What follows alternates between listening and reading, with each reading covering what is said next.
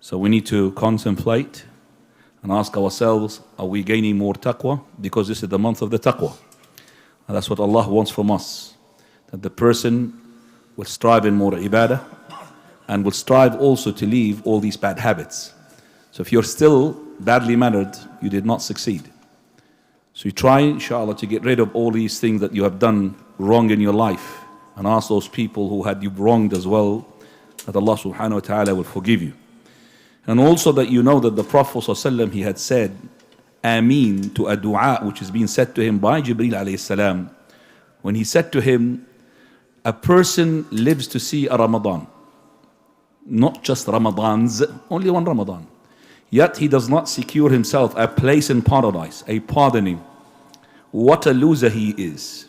May Allah distance him away. He will enter the hellfire. Say Ameen, O Prophet. So he said Ameen.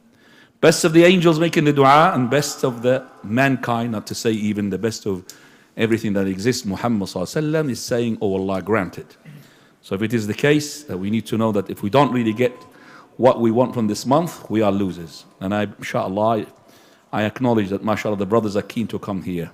We've learned something. Please, I will remind you that when I say وَلَضَّالِينَ, hold your breath, just that moment, until I trigger the you say Ameen, in order for your previous sins to be forgiven. We've already, mashallah, implemented it at the beginning, but you forgot it already. We're going to learn as well something about sujood al-tilawa. After the first rak'ah of Taraaweeh, we will address you regarding the sujood al-tilawa, and what do you say? What is the difference among the scholars regarding it, or what is the correct opinion as we believe it is? So stand up for your prayer. Jazakumullah khairan.